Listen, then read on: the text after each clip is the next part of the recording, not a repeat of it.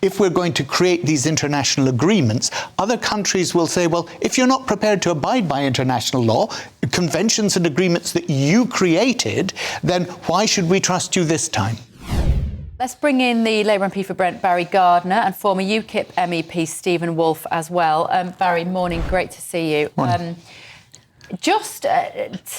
Disastrous for the Labour government, this. They can't get a handle on this situation at all, can they? Look, I think what we've heard from Mark is actually they are managing to do things, but it's not enough. I mean, just like he said with the drugs trade, this is an international operation that has huge embedded roots all across not just this continent, but beyond.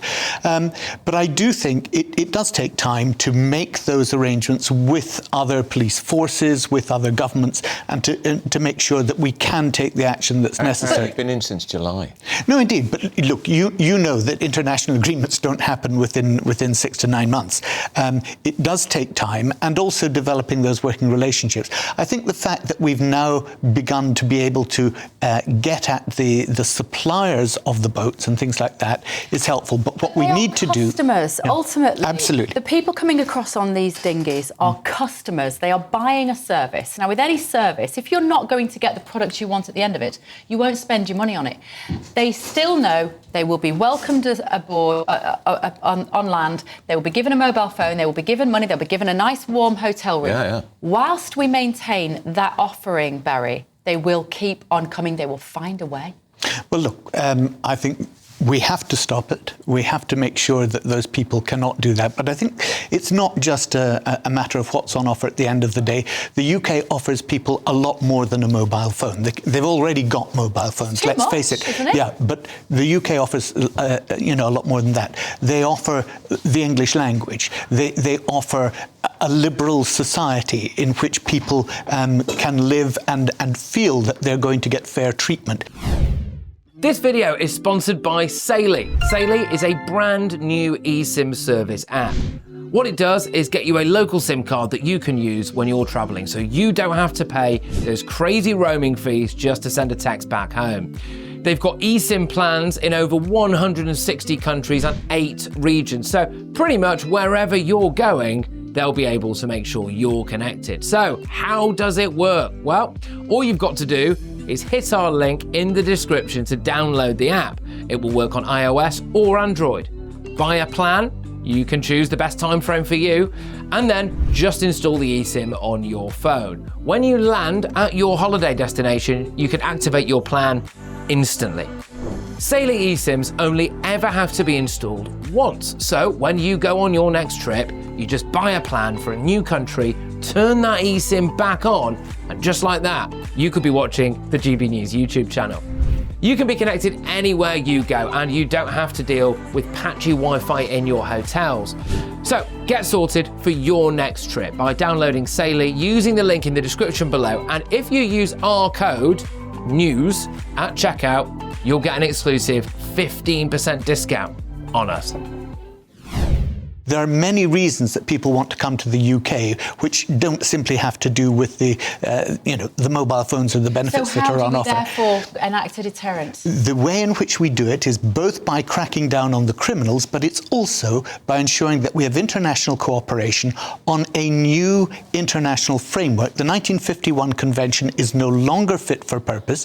We created it after the Second World War, but we did that at a time when people couldn't just jump on an aircraft, when people couldn't get transnational lorries coming here. The whole situation was totally different.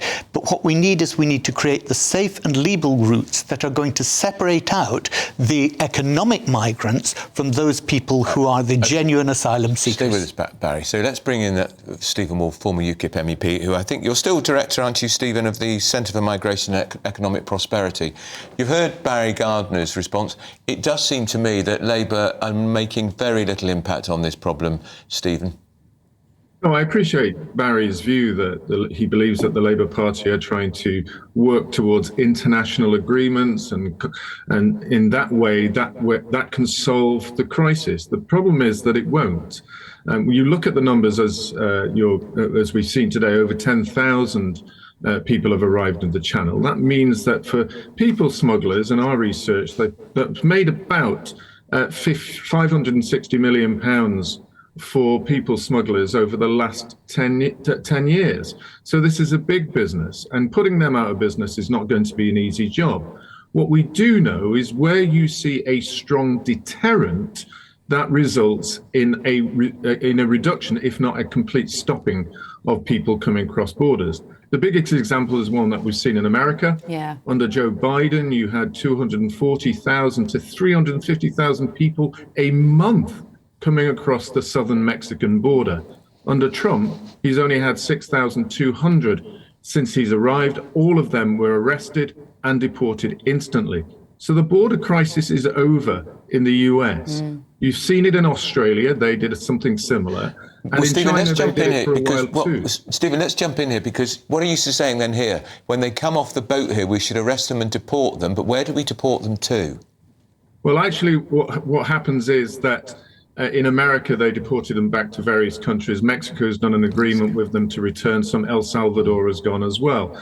So if we are to do it, this is where I agree with Barry, is you do need, for a British government, if it wants to succeed in being able to deport people back to countries, three things. The first is an amendment or complete revoking of the UN Convention in its current format, so that you can stop economic migrants. Secondly, you need to move out of the ECHR and change our human rights law and change our common law to prevent those who are claiming to stay here, for example, on chicken McNuggets. And thirdly, you need to use your soft and hard political power with countries where you can return those people, whether it be Afghanistan, Iraq, Iran, Somalia, which are the top four countries. If not, then we will have to do what the Americans are considering now, which is using our own Rwanda scheme to deport people there, which we said was unacceptable. Barry Gardiner, comment on that. Countries are Stephen, just necessary. let Barry respond. I think much of what Stephen said is absolutely right. I disagree with him. Well, I would say it's much more difficult for us to have the return policy that America has had with Mexico. Mexico is the proximate neighbour. For us, we're dealing with people coming from Africa, coming from Afghanistan. Why can't we take them back to France? Because we've given them 500 million quid to deal with the problem. Because that's not the agreement that we have with France, as you know, and that's why it's important that we get some of these international agreements. But the other thing here is really we need to be making sure that we have the safe and legal routes. Ripping up the Convention on Human Rights is not the answer here. It's having a convention that is fit for purpose, because it is important that we abide by international law. If we're going to create these international agreements, other countries will say, well, if you're not prepared to abide by international law, conventions and agreements that you created, then why should we trust you this time? Well, good point. All right, gentlemen, thank you so much. Stephen Wolff and Barry Gardiner there. A Home Office spokesperson has said, we all want to end dangerous small boat crossings which threaten lives and undermine our border security. That's why this government is investing in border security, increasing returns to their highest levels for more than half a decade and imposing a major crackdown on illegal working.